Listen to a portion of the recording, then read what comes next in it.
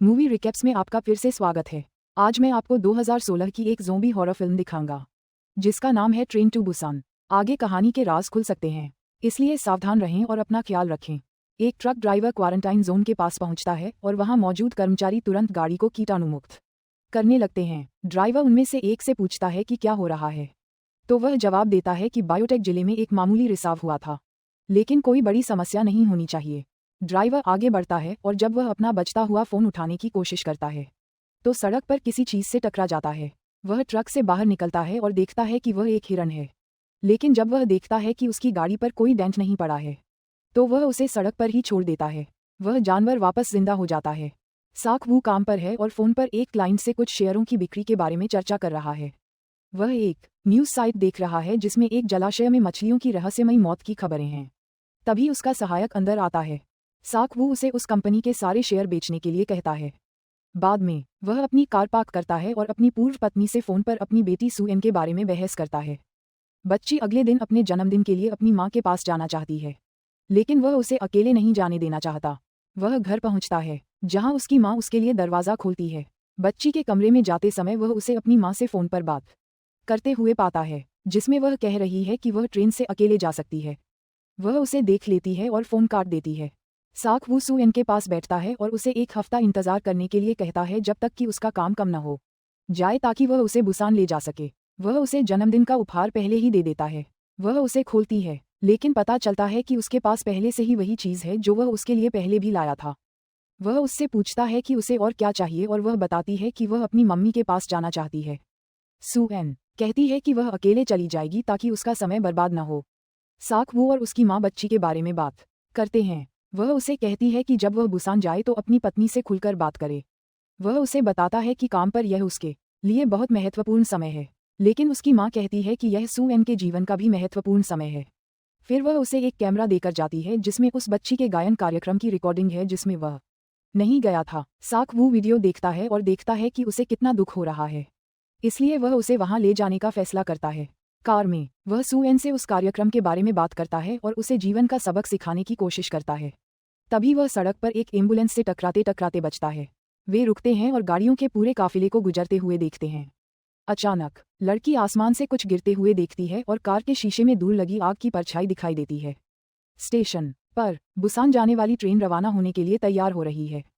Conductor अपने cabin में जाता है और अटेंडेंट भी तैयारी करते हैं। बेसबॉल टीम का कोच सबको बैठने के लिए कहता है, लेकिन वे देखते हैं कि उनकी एक चीयरलीडर अंदर आती है और उनका उत्साह बढ़ाती है। स्टेशन पर वो और उसकी बेटी ट्रेन में चढ़ते हैं। वह अपने दफ्तर फोन करता है और कहता है कि वह दोपहर के खाने से पहले वापस आ जाएगा। ट्रेन छूटने से पहले एक घायल लड़की दौड़कर डिब्बे में चढ़ जाती है। जैसे ही ट्रेन चलती है, सुएन एक आदमी को स्टेशन के कर्मचारी पर हमला करते हुए देखती है।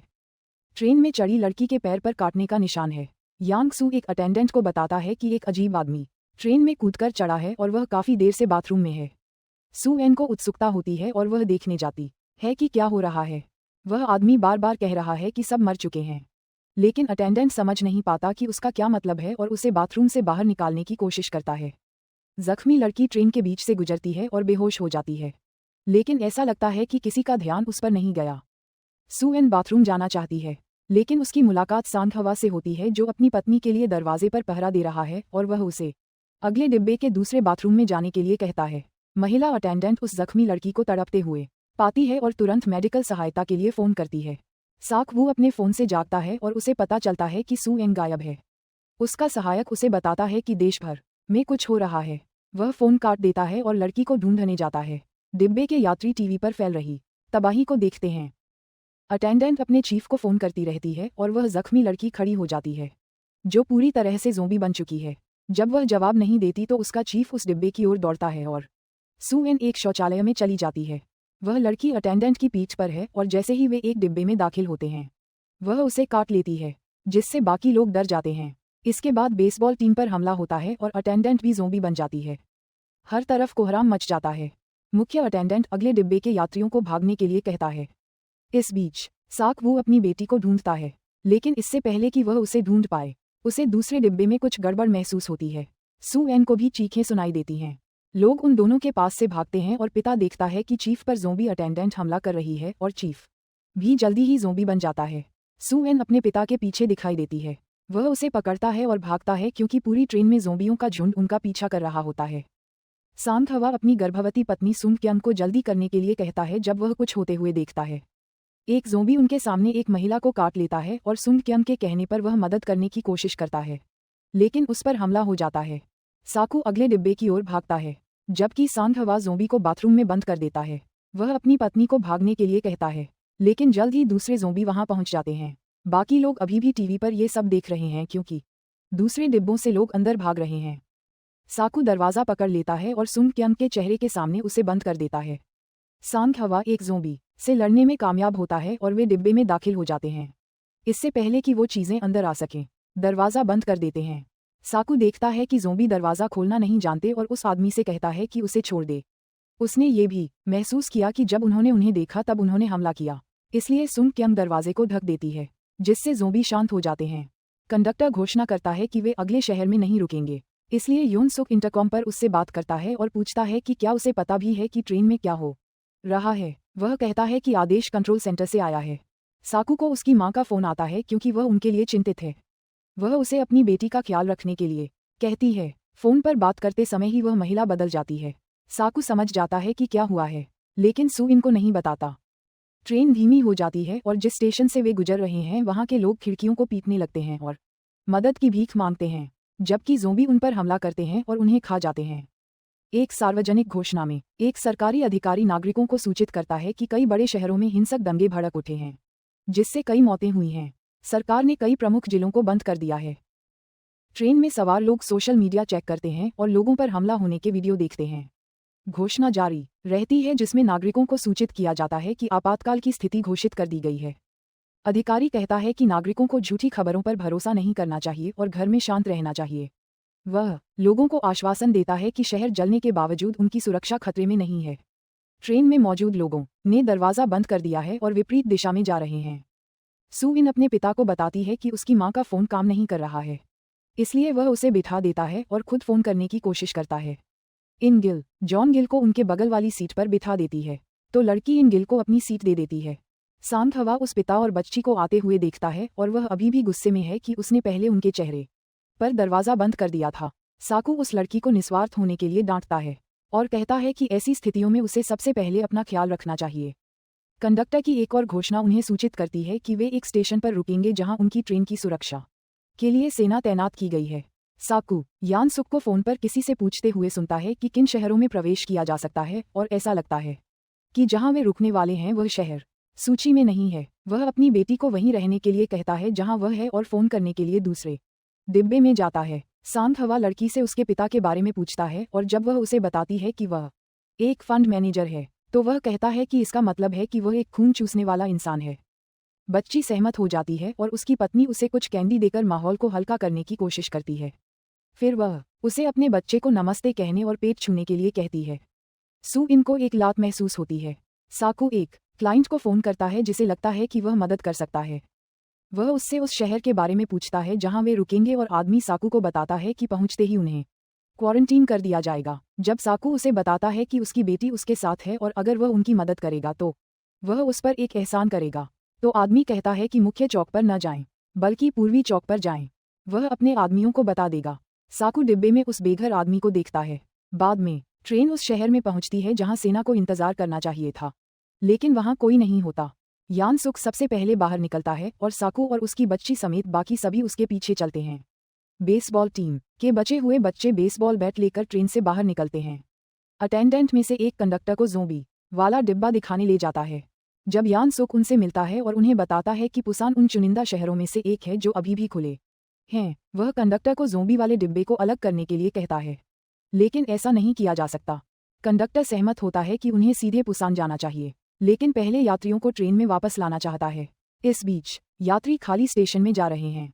साकू सू इनके साथ एक घेरे वाले क्षेत्र में प्रवेश करता है ताकि वे पूर्वी चौक की ओर जा सकें। वह बेघर आदमी उनके पीछे हो लेता है क्योंकि उसने उसकी बातें सुन ली थीं और वह उसके साथ आना चाहता है। सू इन दूसरों को बताना चाहती है और दुखी हो जाती है क्योंकि उसके पिता उसे ऐसा नहीं करने देते। जैसे ही बाकी यात्री एस्केलेटर से नीचे जाते हैं, साकू को स्टेशन के बारे में कुछ अजीब महसूस होता है। उसी समय उस गलियारे के अंत में एक आदमी दिखाई देता है जहां साकू और सू इन खड़े हैं। और उसे देखते ही वह बेघर आदमी उसके पीछे भागने लगता है। साकुस सू इनसे वहीं रुकने को कहता है और उनके पीछे दौड़ पड़ता है। जब यात्री एस्केलेटर के नीचे पहुंचते हैं तो पता चलता है कि सेना पूरी तरह से जॉम्बी बन चुकी है। जॉम्बी का झुंड यात्रियों पर हमला कर देता है। साकुस समय रहते इसे देख लेता है और अपनी पत्नी को सीढ़ियों पर ले आता है ताकि वे बच सकें। साकुस को उसके क्लाइंट का फोन आता है कि वह अपने आदमी से संपर्क नहीं कर पा रहा है। तभी गलियारे में एक जॉम्बी अधिकारी के पीछे आता है और उस पर हमला कर देता है। बेघर आदमी फिसल जाता है और तभी और जॉम्बी आ जाते हैं और अधिकारी को खा जाते हैं। साकुस सू इनके पास वापस दौड़ता है जो लगभग खाए जाने वाली थी, लेकिन सांग हवा उसे बचा लेता है। सून क्यूंग उसे पकड़ लेती है और वे सब साथ में भाग जाते हैं। बेसबॉल टीम दरवाजे पर उनका इंतजार कर रही होती है और जैसे ही वे आते हैं वे दरवाजा बंद कर देते हैं। साकुस अपने ऊपर चढ़े एक जॉम्बी को हटाने के लिए संघर्ष करता है। तभी बेघर आदमी उसकी मदद करता है और दरवाजे की ओर भागता है। सांग हवा उसे देख लेता है और दरवाजा खोल देता है, फिर साकुस के लिए उसे खुला रखता है। वे सब मिलकर दरवाजा बंद करने की कोशिश करते हैं। सून क्यूंग लगभग ट्रेन के पास पहुंच ही जाती है जब वह देखती है कि ट्रेन के पास मौजूद जॉम्बी झुंड कुछ यात्रियों को मार रहे हैं। वे अभी भी सीढ़ियों से नीचे भागते हैं और यात्री दूसरी तरफ से ट्रेन में चढ़ जाते हैं।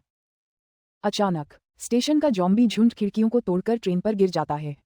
एक जॉम्बी जोन गिल पर गिरता है, लेकिन गनीमत है कि वह इतनी बुरी तरह टूट फूट गया है कि उस तक नहीं पहुंच पाता।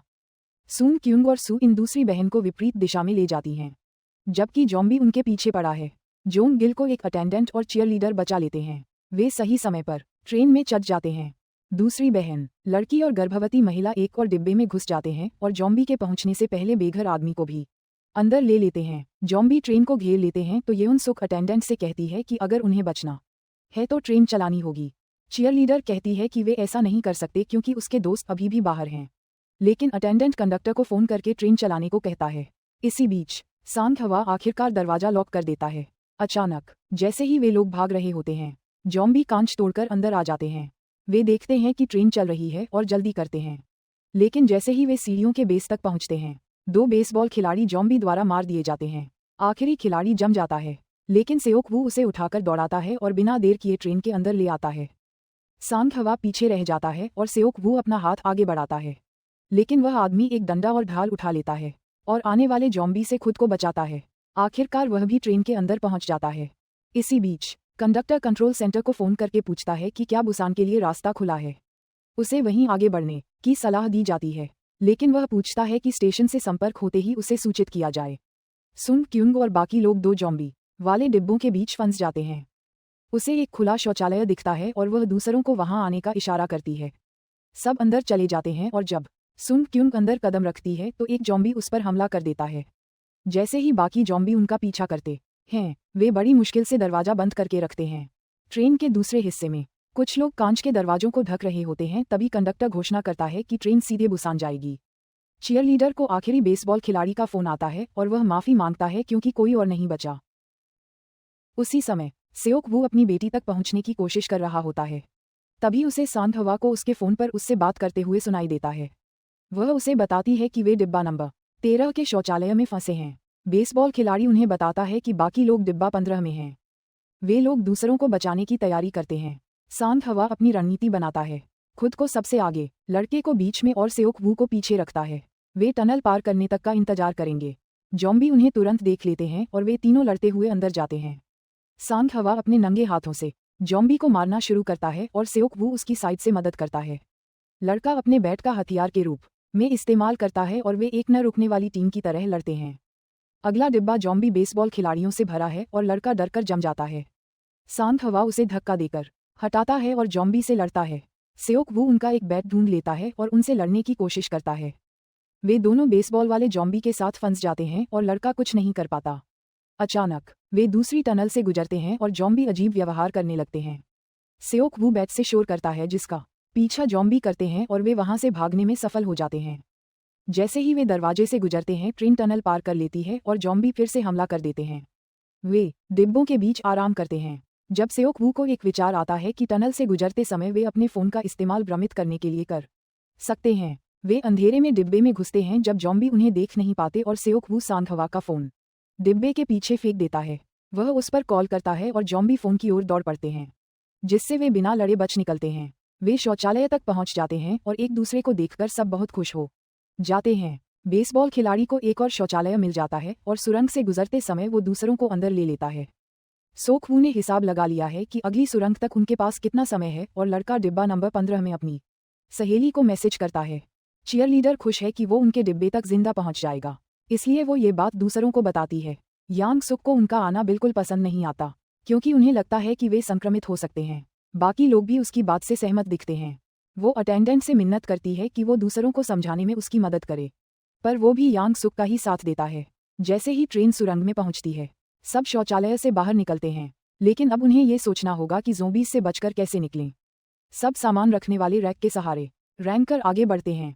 सोक वू ज़ोंबीज का ध्यान भटकाता है और वे डिब्बे में नीचे उतर जाते हैं। फिर वे अगले डिब्बे की ओर बढ़ते हैं। वो बेघर आदमी गिर जाता है और सोक वू उसकी मदद करने जाता है। जब ट्रेन सुरंग से गुजरती है तो वे दोनों उसी डिब्बे में फंस जाते हैं। सोक वू भागने के लिए गिनती शुरू करता है, पर उस बेघर आदमी का पैर सोडा कैन पर पड़ जाता है, जिससे ज़ोंबीज उनकी तरफ खींचे चले आते हैं। वे फिर भी दरवाजे के पार पहुंच जाते हैं, लेकिन सांग हवा को उसे थामे रखना पड़ता है क्योंकि एक ज़ोंबी उसमें फंस गया है। बेसबॉल खिलाड़ी दूसरे डिब्बे में अपनी सहेली को आवाज़ लगाता है क्योंकि वो दरवाज़ा बंद है। डिब्बा 15 के लोगों ने अपनी तरफ से दरवाज़ा सील कर दिया है और उस लड़की को उन्हें ये बताने से रोक रहे हैं। सोक वू सांग हवा की मदद करने पहुंचता है, जबकि लड़का दूसरा दरवाज़ा तोड़ने की कोशिश करता है। अचानक एक ज़ोंबी सांग हवा को काट लेता है। आखिरकार वे दूसरे डिब्बे का दरवाज़ा तोड़ देते हैं और बेसबॉल खिलाड़ी अंदर आने की कोशिश करता है, पर यांग सुक दरवाज़ा दबाए रखता है। जब बाकी मर्द उसकी मदद करने की कोशिश करते हैं तो जोंग इल और चीयरलीडर अंदर से उनसे लड़ते हैं। सुन क्यूंग अपने पति की ओर बढ़ने लगती है, पर वो उसे दूर रहने को कहता है और फिर सोक वू से कहता है कि उसे लेकर यहाँ से निकल जाए क्योंकि वो अब थक रहा है। सांग हवा उससे उसका ख्याल रखने को कहता है और सोक वू माफ़ी मांगता है। अचानक दरवाज़ा टूट जाता है और उन दोनों को भागना पड़ता है। सांग हवा बिना लड़े हार नहीं मानता और ज़ोंबीज को रोक कर रखता है। बाकी लोग दरवाज़ा खोलकर अंदर आ जाते हैं। सोक वू अपनी बेटी और सुन क्यूंग को पकड़ लेता है, पर जोंग इल तक समय पर नहीं पहुंच पाता।